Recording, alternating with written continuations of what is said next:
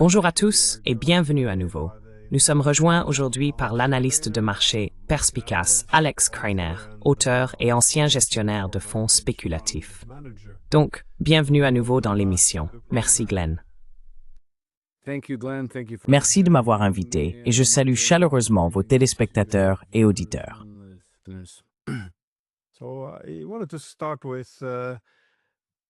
Je voulais donc commencer par l'état des négociations de paix en Ukraine, car c'est très important si l'on veut normaliser la relation entre les États-Unis et la Russie. Et vraiment, normaliser cette relation est, à mon avis, d'une grande importance tant pour les Américains que pour les Russes, s'ils veulent s'adapter correctement à un monde multipolaire.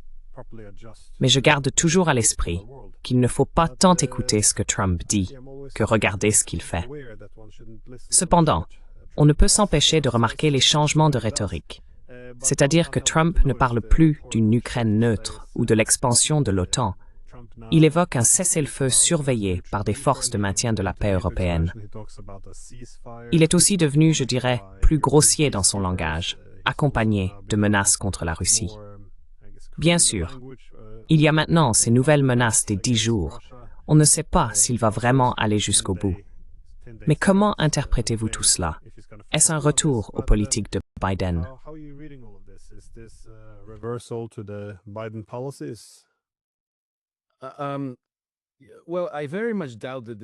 Eh bien, je doute fortement qu'il s'agisse d'un retour aux politiques de Biden et je ne sais pas vraiment ce que Trump a en tête. C'est extrêmement difficile à interpréter car cela change constamment. Trump est particulièrement imprudent dans ses déclarations. Mais je pense que la raison en est que ses propos sont généralement destinés à la consommation intérieure. Je pense qu'il vise divers électorats politiques qu'il souhaite peut-être induire en erreur ou tromper, et que la véritable nature des relations en coulisses est tout autre, ce qu'il cherche évidemment à dissimuler.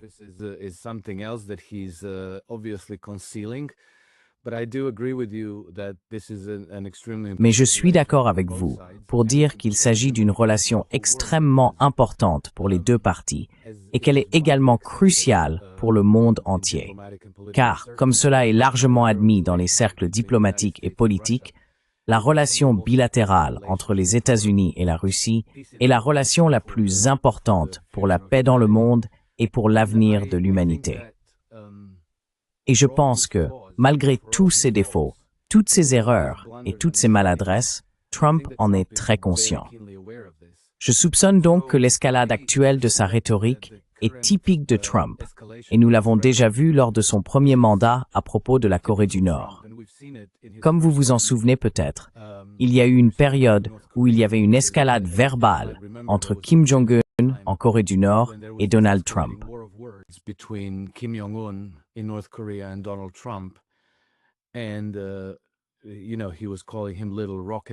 Et il l'appelait « petit homme fusée » et il disait « mes fusées sont plus grosses », des choses vraiment puériles, comme d'habitude. Mais cela semblait très inquiétant. On avait l'impression qu'une guerre entre les États-Unis et la Corée du Nord était réellement possible. Il y avait un risque de guerre, du moins c'est ainsi que cela a été perçu en Occident. Mais nous avons aussi découvert plus tard qu'au même moment, alors que cette guerre de mots se déroulait dans les médias, Trump avait en réalité envoyé une délégation de ses représentants et des généraux du Pentagone en Chine, et je crois aussi en Corée du Sud, pour préparer une rencontre entre Trump et Kim Jong-un. Et ensuite, ils ont eu cette rencontre qui s'est très bien passée. Et pendant un moment, il a semblé qu'il allait y avoir la paix entre la Corée du Nord et la Corée du Sud.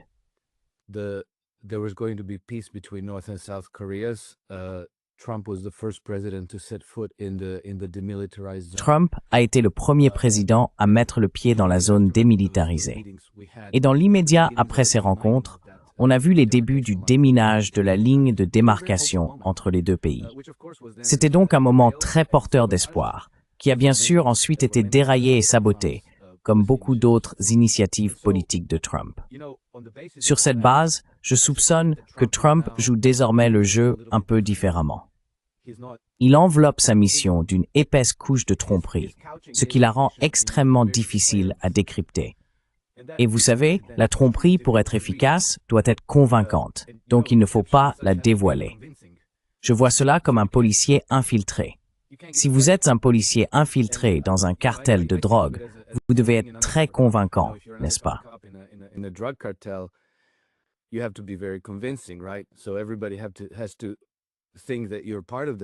Donc, tout le monde doit penser que vous faites partie du cartel et vous devez avoir l'air du méchant. Je pense que c'est le cas et je pense que nous le découvrirons avec le temps, mais ça va prendre un certain temps. La dernière chose que j'ai vue, et je n'ai même pas eu le temps de la lire, mais j'ai vu, je crois sur X ou ailleurs, que Trump envoyait un nouveau Witkoff à Moscou. Je ne sais pas exactement quand. Je ne sais pas si la rencontre a déjà eu lieu ou non, ou si elle doit encore avoir lieu. Mais je pense que ces communications qui passent par un collaborateur de confiance sont bien plus importantes que ce qui est dit au public et aux médias pour la consommation publique. Je pense que nous ne le saurons qu'avec le temps, mais j'ai tendance à être prudemment optimiste parce que, en dépit de la rhétorique, depuis très longtemps, Trump a donné tous les signes qu'il comprend l'importance de la relation avec la Russie.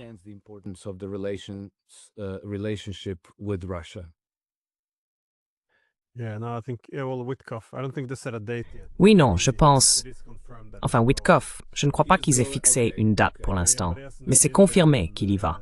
Il y va, d'accord. Mais il n'y est pas allé depuis 3 mois. Donc ça va être, oui, il se pourrait qu'il y ait un regain d'activité dans la sphère diplomatique ici. Mais ça ne m'étonnerait pas, parce que c'est un peu comme ça que Trump s'exprime. C'est soit des insultes et des menaces, soit de la flatterie. Donc, c'est un homme formidable. Il nous arnaque, voilà les sanctions. J'aimerais qu'il trouve ce juste milieu. Mais d'une certaine façon, je pense que ça fait partie de sa façon de négocier.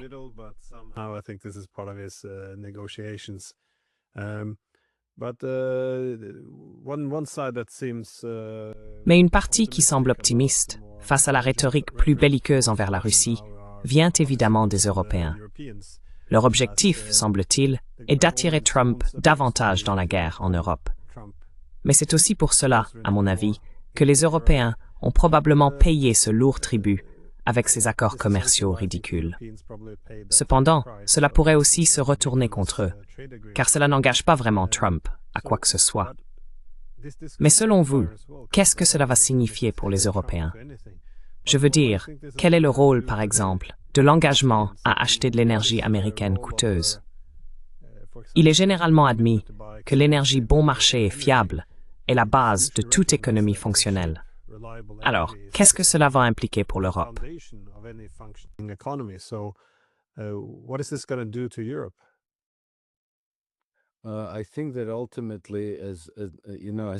Je pense qu'en fin de compte, comme je l'ai écrit dans un article que j'ai publié récemment, c'est le moment où l'Union européenne a heurté l'iceberg, pour reprendre l'analogie du Titanic. Cela pose problème à plusieurs niveaux. Tout d'abord, les engagements qu'Ursula von der Leyen a pris envers Trump sont tout simplement impossibles. C'est tellement au-delà de tout ce qui pourrait être raisonnable que cela n'arrivera pas. Cela va s'effondrer. Mais ce que cela va révéler, c'est que l'Union européenne n'a aucune légitimité. Les 750 milliards de dollars de ressources énergétiques représentent plusieurs fois ce que l'Europe importe déjà des États-Unis actuellement. Donc, il n'y a pas, je ne comprends même pas où cette énergie est censée aller, ni à quoi elle servirait, car c'est tellement énorme que je ne suis même pas sûr que l'Union européenne puisse se le permettre.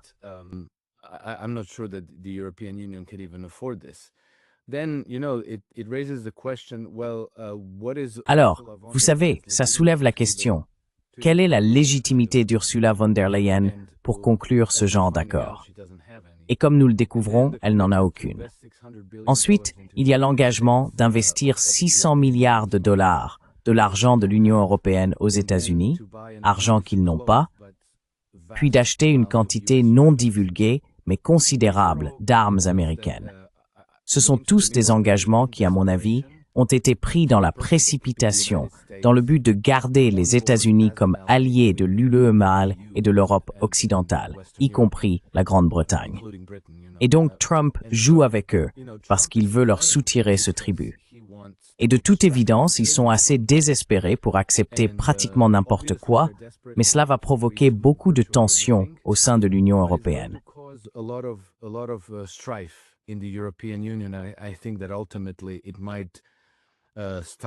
Je pense qu'en fin de compte, cela pourrait amorcer le processus de désintégration à la fois de l'Union européenne et de l'OTAN.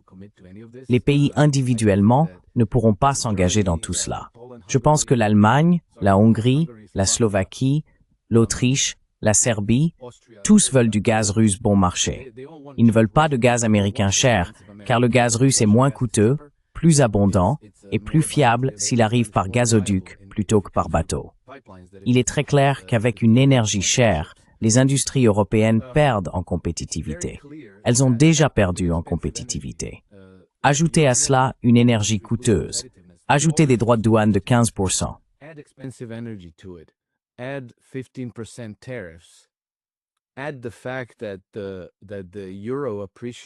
Ajoutez à cela le fait que l'euro s'est apprécié d'environ 10% par rapport au dollar depuis l'arrivée de Trump au pouvoir.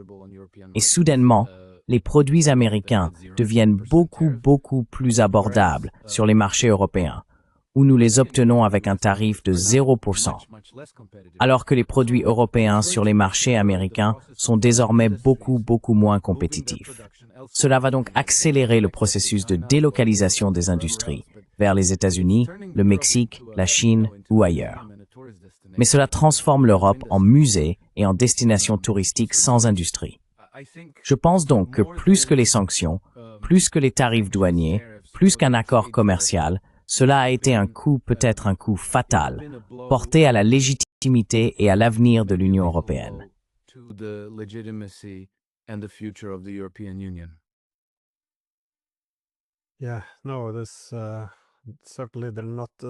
Oui, non.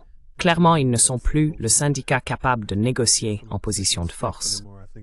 Je pense que cela n'a plus lieu d'être, et il semble y avoir une certaine rébellion parmi les États membres eux-mêmes, qui ont des mots très peu flatteurs pour décrire l'accord, tellement humiliant, subordonnant. Ce n'est vraiment pas quelque chose qui est célébré. Mais en même temps, l'UE soutient que, eh bien, il ne s'agit pas vraiment que de commerce. Il s'agit de l'engagement transatlantique au sens large. Donc, si nous faisons juste une petite concession ici, si nous nous subordonnons un peu, si nous nous rendons économiquement attractifs pour les États-Unis, un partenaire dont on peut extraire des avantages, alors l'Amérique prendra soin de nous et ne nous quittera pas, ne nous abandonnera pas.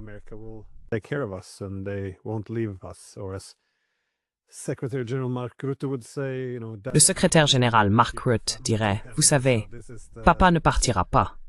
Il gardera la famille unie. » Voilà donc le langage sans colonne vertébrale auquel nous nous sommes réduits, semble-t-il. Quelles en seraient les conséquences plus larges? Qu'attendez-vous de voir maintenant sur les marchés européens, en dehors de cette baisse ou de ce manque d'accès à une énergie bon marché, qui entraînerait un déclin économique et une désindustrialisation? Mais à quoi vous attendez-vous? Quels sont les défis, disons, dans le secteur financier avec les banques?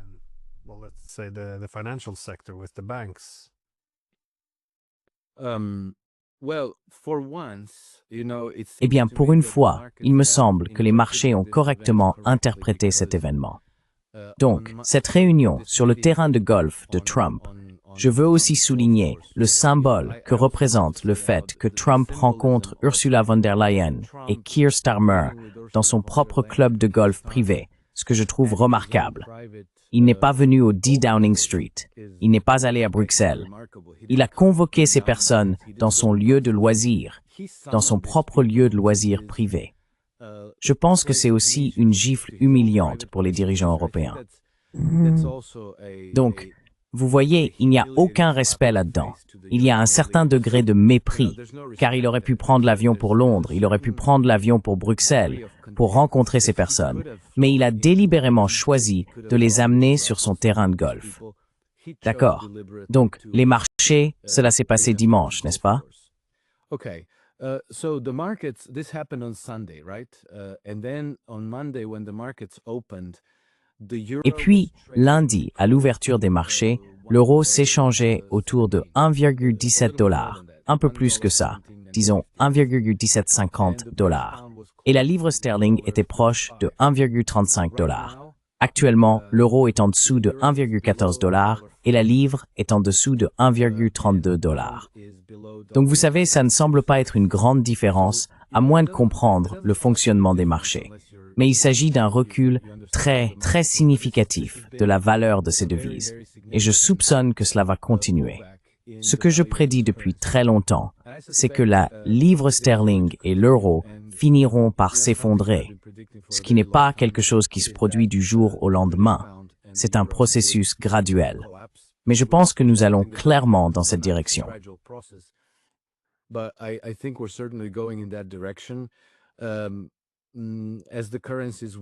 À mesure que la monnaie s'affaiblit, l'ordinaire augmente, et face à ça, et alors que les puissances européennes et la Grande-Bretagne perdent le contrôle des événements mondiaux, en particulier dans ces théâtres de guerre extrêmement importants comme l'Ukraine et le Moyen-Orient, elles n'auront d'autre choix que de recourir à l'impression monétaire des banques centrales pour payer les factures du gouvernement et de leur monde d'entreprise zombifié. Cela accélère inévitablement le processus d'inflation des prix. Je pense que ce que nous allons voir, eh bien, il est toujours ingrat d'essayer de prédire quand cela pourrait arriver. Mais je dirais que dans les prochaines années, vous allez assister à un processus de déclin et d'effondrement similaire à ce que nous avons vu au début des années 90, lorsque l'Union soviétique s'est effondrée.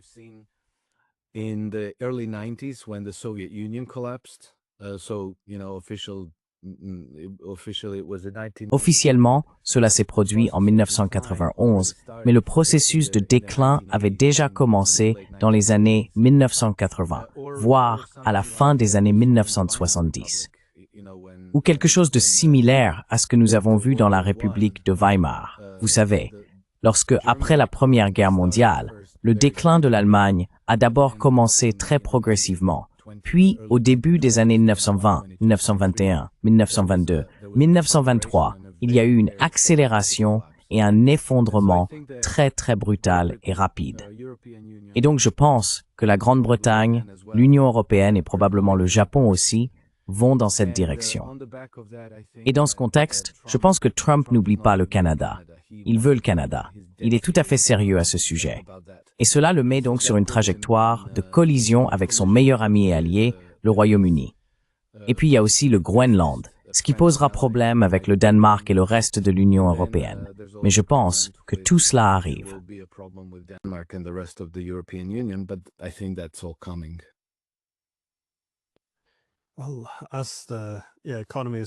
Eh bien, il est très difficile de soutenir que les économies européennes vont bien se porter dans les années à venir. Je pense, comme vous l'avez dit, que cela pourrait être un moment titanesque. Je pense effectivement que se couper de l'énergie et détruire Nord Stream a évidemment été très destructeur. Mais cela s'ajoute et semble rendre la situation plus permanente. Mais qu'est-ce que cela signifie pour l'architecture de sécurité de l'Europe? Parce que l'OTAN a toujours fonctionné sur un principe de donnant-donnant, dans lequel les deux parties ne sont pas totalement à l'aise. C'est-à-dire que les Européens subordonnent un peu leur politique étrangère aux États-Unis. Et les États-Unis paient pour leur sécurité, achetant ainsi une certaine influence. Mais au fil des années, il y a toujours eu des tensions. Les Américains aimeraient que les Européens paient un peu plus. Et les Européens aspirent à une certaine autonomie stratégique, ce qu'ils appellent la souveraineté européenne.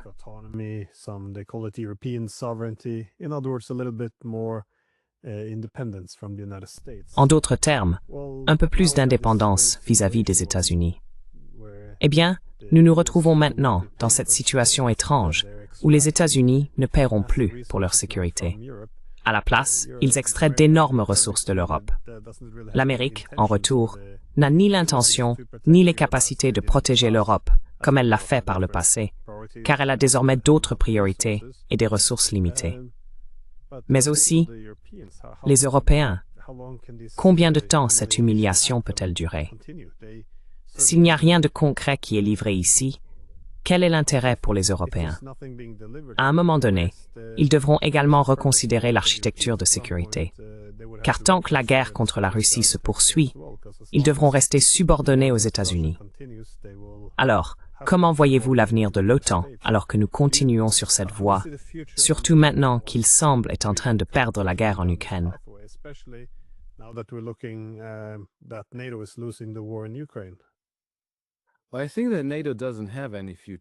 Je pense que l'OTAN n'a pas d'avenir, vous savez.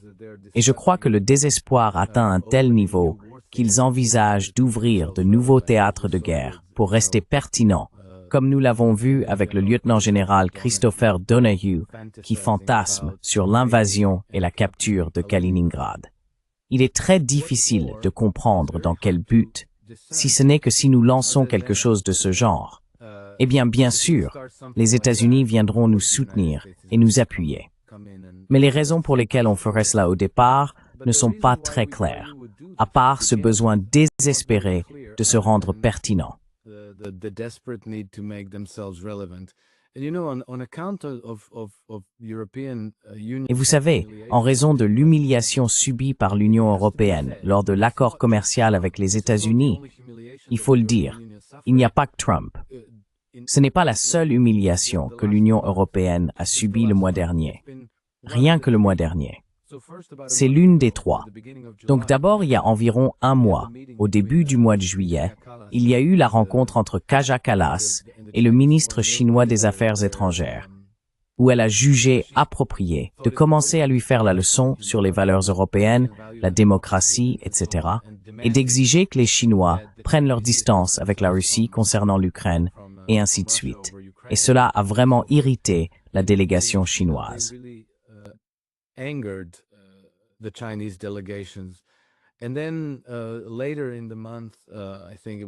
Et puis plus tard dans le mois, je crois que c'était le 24 juillet, Ursula von der Leyen, accompagnée de sa délégation, est venue à Pékin et c'était le 25e sommet consécutif entre l'UE et la Chine.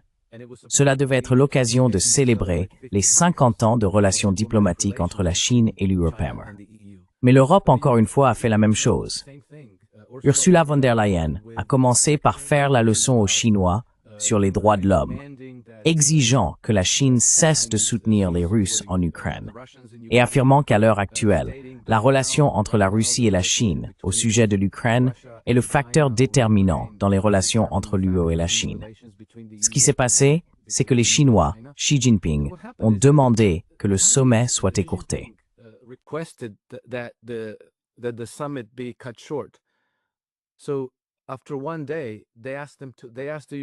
Donc après un jour, ils ont demandé à la délégation européenne de quitter la Chine.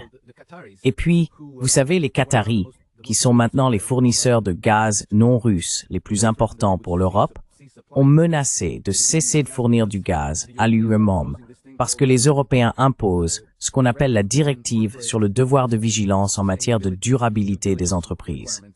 C'est une soi-disant directive CSDD qu'ils imposent aux grands fournisseurs et entreprises de l'Union européenne.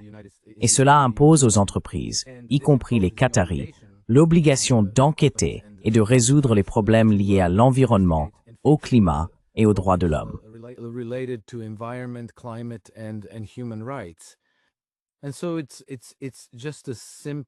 C'est donc tout simplement une arrogance, une démesure présomptueuse qui pousse, pour une raison quelconque, les Européens à penser qu'ils ont le droit d'exiger cela de tout le monde. Ils ont ainsi antagonisé les États-Unis, la Chine, le Qatar, ils antagonisent tout le monde. Ma conclusion, c'est que non seulement en matière de développement économique et de commerce, mais aussi pour l'élaboration d'une nouvelle architecture de sécurité pour l'Europe, ce ne sera pas l'actuelle direction qui s'en chargera. Je ne pense pas qu'ils vont changer de cap. Ils vont continuer tout droit, parce qu'ils semblent être des fanatiques idéologiques, jusqu'à ce qu'ils soient balayés du pouvoir. Et ils vont accuser les Russes, ils vont accuser Trump, ils vont accuser les Chinois, ils vont accuser tout le monde sauf eux-mêmes.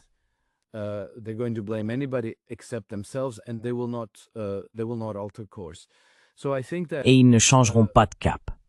Donc je pense que ce qui va se passer, c'est que ces réseaux mondialistes de pouvoir vont devenir de plus en plus affaiblis et nous allons assister au renforcement des mouvements souverainistes, comme on le voit déjà avec des personnalités telles que Marine Le Pen, l'AfD, Robert Fico, Viktor Orban et ainsi de suite. Je pense qu'au final, chaque nation va chercher à établir sa propre architecture de sécurité alternative. Mais je pense qu'inévitablement, elles devront se tourner vers la Russie et probablement l'Organisation de coopération de Shanghai, car ils ont déjà défini une architecture de sécurité alternative. Et devenir membre des BRICS, devenir membre de l'OCS, sera beaucoup plus attractif compte tenu du cours surréaliste des événements dans l'UMRB en ce moment.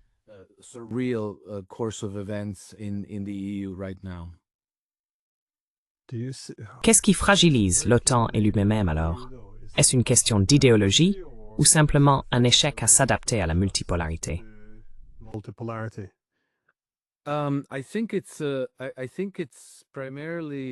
Je pense que c'est avant tout un manque de légitimité. Vous savez, l'OTAN a été créée et la création même de l'OTAN est très discutable, car l'OTAN a été fondée en 1949, si je ne me trompe pas. C'était donc juste après la Seconde Guerre mondiale. Vous savez, les alliés, qui étaient les États-Unis, la Grande-Bretagne, la France et l'Union soviétique, venaient de vaincre Hitler et l'Allemagne nazie. Ils auraient donc dû rester amis et alliés, mais les Britanniques avaient d'autres plans. Et donc, dès 1946, la Seconde Guerre mondiale venait à peine de se terminer. Winston Churchill a prononcé son célèbre discours du rideau de fer, dans lequel il a essentiellement déclaré que l'Union soviétique était l'ennemi de l'Occident, sans raison, sans aucune justification valable.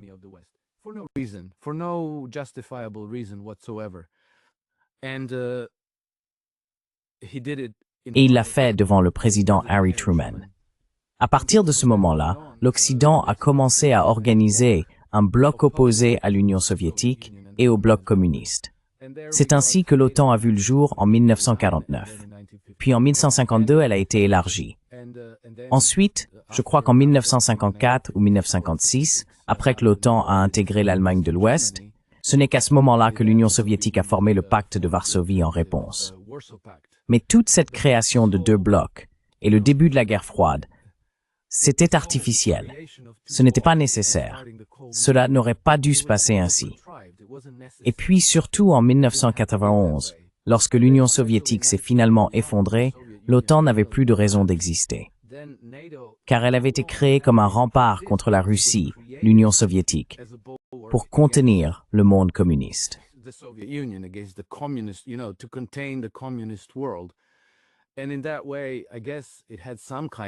Et de cette manière, je suppose que cela avait une certaine légitimité, du moins dans l'esprit du public. Mais une fois que l'Union soviétique s'est effondrée et qu'il n'y avait plus de monde communiste, car la Russie n'est pas un pays communiste, et aucun des anciens membres de la République soviétique ou du pacte de Varsovie n'est un pays communiste, l'OTAN n'a plus de raison légitime d'exister. Et donc, je pense que ce manque de légitimité est ce qui va finalement conduire à la disparition de l'OTAN, ainsi que leur désespoir actuel à vouloir rester pertinent. Ils essayent de le faire en intensifiant les tensions guerrières, non seulement dans les États baltes, avec cette menace qu'ils vont envahir Kaliningrad.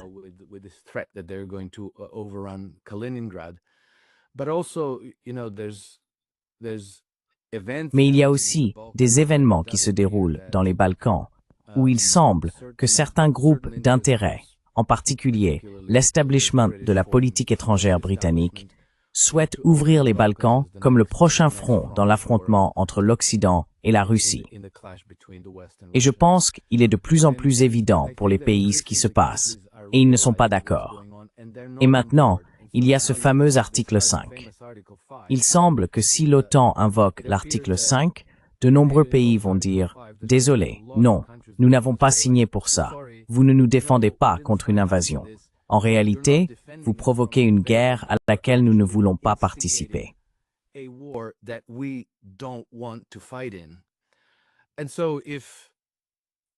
Donc, si les États-Unis ne sont plus pleinement engagés, ils le sont dans la mesure où ils veulent vendre beaucoup d'armes à l'Union européenne, mais ils ne sont pas vraiment intéressés à mener une guerre contre la Russie. Si la Hongrie n'est pas intéressée, si la Croatie, la Slovaquie ne sont pas intéressés, si la Roumanie n'est pas intéressée, si la Pologne n'est pas intéressée, alors à quoi sert l'OTAN? Cela va simplement devenir une organisation totalement inefficace. Ce sera un club de débat. Ils vont publier des déclarations. Ils vont se lancer des pics et essayer de paraître durs et crédibles. Mais si vous organisez une fête et que personne ne vient, alors vous n'êtes plus dans la partie.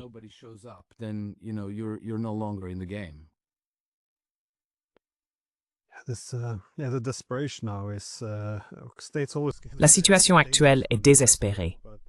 Les États deviennent toujours très dangereux lorsqu'ils sont désespérés.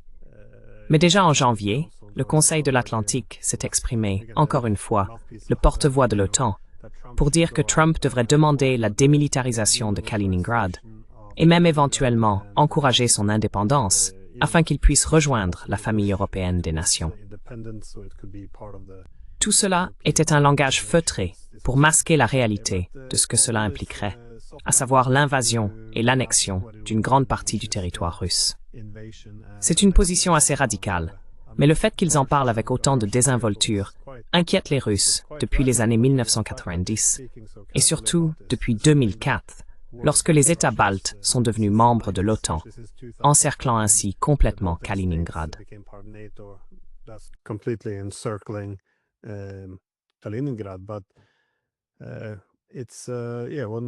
Mais on espère que cela ne restera qu'une idée de fou dans des think tanks.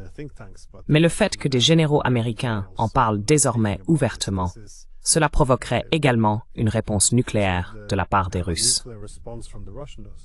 Ma dernière question est celle que j'ai d'ailleurs posée à Poutine en novembre dernier. Dans quelle mesure les BRICS pourraient-ils éventuellement attirer l'Europe à l'avenir? Car un problème clé en Europe, bien sûr, c'est qu'après la guerre froide, en élargissant l'OTAN, nous avons essentiellement ravivé la politique de bloc à somme nulle en Europe. Donc, on est soit dedans, soit dehors, et nous nous disputons les États tampons, comme la Moldavie, la Géorgie, l'Ukraine. Mais les BRICS ont un format différent. Ils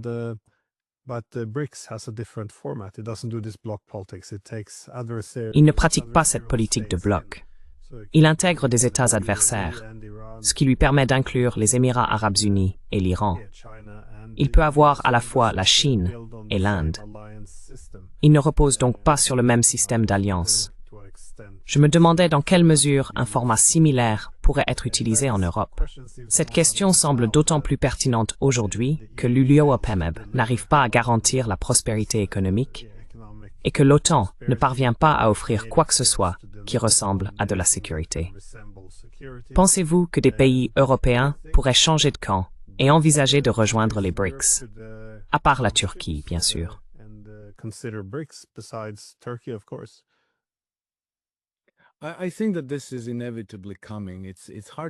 Je pense que cela est inévitablement en train d'arriver. Il est difficile de l'imaginer aujourd'hui, et cela ne se produira certainement pas du jour au lendemain. Mais je pense que c'est inévitable, car l'Union européenne est déjà en train de se désintégrer sous le poids de ses propres contradictions et de l'incohérence de sa politique. Elle reste rigoureusement attachée à certaines politiques et refuse de changer de cap. Elle devient déjà de plus en plus peu attrayante pour les États membres. Et je pense que même sans le Brexit, même sans quitter formellement l'Union européenne, ils commencent à avancer avec leur propre politique et disons à ne plus suivre les directives européennes aussi rigoureusement et aussi scrupuleusement qu'auparavant.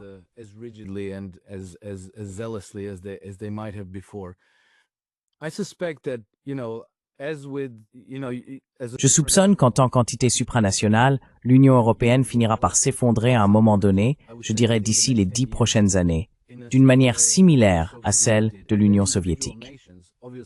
Ensuite, les nations individuelles, évidemment pas sous Macron, Friedrich Merz et ce genre de personnes, mais sous une nouvelle direction, comme, par exemple, si Călin Georgescu était en Roumanie ou Marine Le Pen en France, etc. Alors, elles envisageraient cette option. Parce que les BRICS constituent un bloc commercial très riche et puissant. Vladimir Poutine, déjà depuis le milieu des années 2000, parle d'intégration multipolaire de Lisbonne à Vladivostok. Donc je pense que pour des questions de développement économique, de sécurité et de commerce, il sera attrayant pour tout le monde d'envisager de rejoindre l'initiative La Ceinture et la Route et le mouvement des BRICS.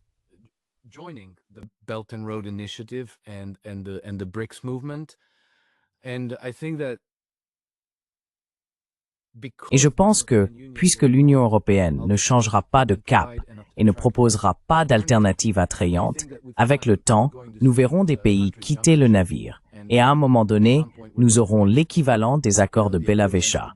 En 1991, lorsque les représentants des républiques soviétiques se sont réunis et ont déclaré que l'Union soviétique n'existait plus. À ce moment-là, l'Union soviétique s'était déjà désintégrée. Ils n'ont fait que le formaliser.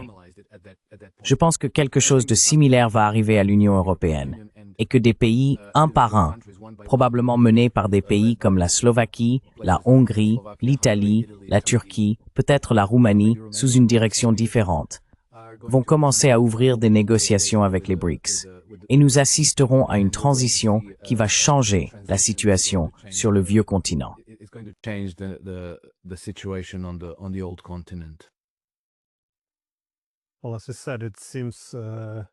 Eh bien, comme je l'ai dit, il semble difficile d'imaginer cela aujourd'hui, compte tenu de l'état des relations, mais à mesure que les anciennes institutions commencent à disparaître, qu'elles ne servent plus à rien et deviennent même un fardeau, il n'existe pas tant d'autres alternatives qui aient été mises en place.